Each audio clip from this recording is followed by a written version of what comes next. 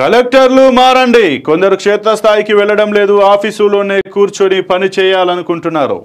ఇష్టం లేకుంటే చెప్పండి, వేరే చోటకు పోస్టింగ్. నిర్లక్ష్యంగా వ్యవహరిస్తే కఠిన చర్యలు తప్పవు. ఈ నెల 26 నుంచి 4 ప్రతిష్టాత్మక పథకాలు, 24లోగా గ్రామ సభలను నిర్వహించాలి. అర్హులందరికీ రైతు భరోసా సొమ్ము ఇవ్వండి. భూమి లేని కూలీలకు ఆత్మీయ భరోసా. గతంలోని అర్హతలతోనే కొత్త రేషన్ కార్డులు. ముందుగా అత్యంత పేదలకు ఇందిరమ్మ ఇల్లు. కలెక్టర్ల సదస్సులో సీఎం రేవంత్ రెడ్డి ఆదేశాలు. 26 తర్వాత ఆకస్మిక తనిఖీలు చేస్తానని వెల్లడి. ఇక నిన్న కలెక్టర్లతో అయితే సీఎం రేవంత్ రెడ్డి సమావేశం నిర్వహించారు. అందులో ముఖ్యంగానైతే ఆయన కలెక్టర్లకు ఒక రకంగా సీరియస్ అయినట్టుగా, వాళ్ళకు వార్నింగ్ ఇచ్చినట్టుగానే తెలిసింది. ఎందుకు సీఎం రేవంత్ రెడ్డి ఒక ఏడాది పాలనలో తన యొక్క మార్కును అయితే చూపించేటువంటి ప్రయత్నం చేస్తుంది. ఏడాది కాలంగా ఎటువంటి తప్పులు జరిగాయి, ఇటు ప్రభుత్వ పరంగా, ఇటు పాలనా పరంగా, ఇటు అధికారుల పరంగా ప్రతి ఒక్కటి ఆయన సమీక్షించి ఆ తప్పులు రానున్నటువంటి 4 సంవత్సరాల లోపల పునరావృతం కాకుండా మాత్రం తగు జాగ్రత్తలు అయితే తీసుకుంటున్నారో తెలుస్తుంది. మనం నిన్న ఏదైతే న్యూ ఇయర్ వేడుకలు విషెస్ చెప్పడానికి వచ్చినటువంటి ఎమ్మెల్యేలకు, మంత్రులు కూడా ఆయన రోజైతే ఒక వార్నింగ్ అయితే ఇచ్చారు. మీ యొక్క ప్రతి ఒక్కరి ప్రోగ్రెస్ రిపోర్ట్ కార్డు నా దగ్గర ఉంది, దాన్ని నేను ఖచ్చితంగా నేను చూస్తాను, నేను నా గ్రౌండ్ రిపోర్ట్ కూడా ఉంది, అది కూడా మీకు చూపిస్తాను అంటూ కూడా ఆయన ఒక వార్నింగ్ చేశారు. ఆ తర్వాత మొన్న కేసీ వేణుగోపాల్ వచ్చినప్పుడు ఏదైతే పార్టీ ఆఫీస్లో సమీక్ష, పార్టీ ముఖ్య నాయకులతో సమీక్ష నిర్వహించారు. ఆ సందర్భంగానైతే ఆయన మంత్రులు, ఎమ్మెల్యేలు, ఆ ఎంపీల యొక్క పనులపైన, వారి యొక్క పైన అయితే ఒక రిపోర్ట్ అయితే ఇచ్చాడు. ఆ రిపోర్ట్ ఆధారంగానైతే రెడ్, ఆరెంజ్ అండ్ గ్రీన్ జోన్గానైతే డివైడ్ చేసి దాదాపు 65 మంది ఎమ్మెల్యేల్లో 28 మంది మాత్రం అసలు నియోజకవర్గాల్లో పట్టించుకోవట్లేదు, పూర్తి వ్యతిరేకత ఉందని, అలాగే 3 మంత్రులు రెడ్ జోన్లో ఉన్నారని, 2 మంత్రులు ఆరెంజ్ జోన్లో ఉన్నారని, అలాగే 37 మంది ఎమ్మెల్యేలు కూడా గ్రీన్ జోన్లో ఉన్నారని చెప్పారు. 8 మంది మాత్రం ఎమ్మెల్యేలు రెడ్ జోన్లో ఉన్నారు అంటూ కూడా ఆయన అయితే చెప్పారు. ఖచ్చితంగా మీరు మంత్రులపైన ఎమ్మెల్యేలు అసంతృప్తిగా ఉన్నారు, ఎమ్మెల్యేల యొక్క పనితీరుపైన స్థానికంగా గ్రౌండ్లో ఉన్నటువంటి కాంగ్రెస్ కార్యకర్తలు కూడా అసంతృప్తి ఉన్నారు. మీ యొక్క పనితీరు మార్చుకోవాలి, లేదంటే మీ పైన ఖచ్చితంగా చర్యలు తీసుకుంటాను, ప్రతి ఒక్కటి నేను ఇంకా సర్వే చేస్తూనే ఉన్నానంటూ కూడా ఒక 40% ఎమ్మెల్యేల పైన ఆయన స్పెషల్ ఫోకస్ పెట్టినట్టుగానైతే మనం విన్నాం. ఇక అలాగే ఎవరైతే దీన్ని లెక్క చేయకుండా మళ్ళీ అలానే బిహేవ్ చేస్తారో వాళ్ళపైన ఖచ్చితంగా శాఖాపరమైన చర్యలు కావచ్చు, పార్టీ పరమైన చర్యలు ఏ విధంగా తీసుకోవాలి, వాళ్ళని ఎలా క్రమశిక్షణలో పెట్టి ప్రజలకు అందుబాటులో ఉండి ప్రజలకు సేవ చేసే విధంగా ఏ రకంగా చేయాలి అన్న ఉద్దేశంలో మాత్రం సీఎం రేవంత్ రెడ్డి అయితే క్లియర్ కట్గా వాళ్ళనైతే ఒక వార్నింగ్ ఇచ్చినట్టుగానైతే మనకు తెలిసింది.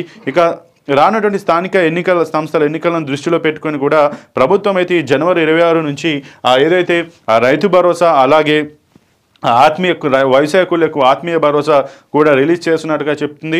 ఇక దాన్ని కూడా ప్రజల్లోకి ఈ యొక్క కాంగ్రెస్ పార్టీ నాయకులు, కార్యకర్తలు తీసుకెళ్లాలని చెప్పినటువంటి సీఎం రేవంత్ రెడ్డి అటు ప్రభుత్వ యొక్క మంత్రులు, ఎమ్మెల్యేలకు ఏ విధంగా అయితే క్లాస్ ఇచ్చారో, ఈరోజు నిన్ననైతే ఏదైతే జిల్లా కలెక్టర్లతోటి సమీక్ష సమావేశం నిర్వహించిన రేవంత్ రెడ్డి కలెక్టర్లకు కూడా అదే విధంగా వార్నింగ్ ఇచ్చినట్టుగానైతే తెలుస్తుంది. ఎందుకంటే మీరు గత 9 ఏళ్ల ప్రభుత్వ పాలనకు అలవాటు పడ్డవారు కాబట్టి ఇక ఆ పద్ధతి, మీ యొక్క వ్యవహార శైలి, మీ యొక్క పాలనా పద్ధతి మార్చుకోక మాత్రం ఖచ్చితంగా ఉపేక్షించాలని, మీకు పని చేయాలని ఇష్టం లేకపోతే మాత్రం మీరు చెప్పండి, పోస్టింగ్ మార్చి చేస్తాం, వేరే పోస్టింగ్కి వేస్తాం తప్పించి పని చేసేవారు మాత్రమే నిబద్ధతతో పనిచేసి ప్రజల్లో మమేకమై ప్రజల్లోకి అందుబాటులోకి వెళ్ళే వాళ్ళు మాత్రమే పని చేయండి. వాళ్ళకి మేము కలెక్టర్గా పోస్టింగ్ ఇస్తాం, మీద వాళ్ళకి అవసరం లేని శాఖలలో పోస్టింగ్లు ఇస్తాం, మీకు ఏమైనా ఉంటే చెప్పండి అంటూ కూడా ఆయన నిన్న డైరెక్ట్గా హెచ్చరించినట్టుగానే అయితే తెలుస్తుంది.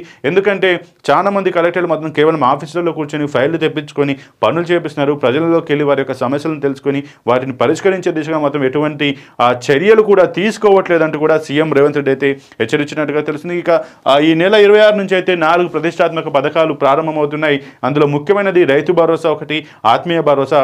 రైతు భరోసా ఎటువంటి రైతు భరోసా గురించి కూడా దీన్ని అమలు చేయడానికి ఈ నెల 24 లోపే మీరు గ్రామ సభలు నిర్వహించి ఎవరెవరికి ఇవ్వాలి, ఎవరెవరికి ఇవ్వమనేది కూడా గ్రామ పంచాయతీలలో మీరు డిస్ప్లే చేసే విధంగా పెట్టాలి.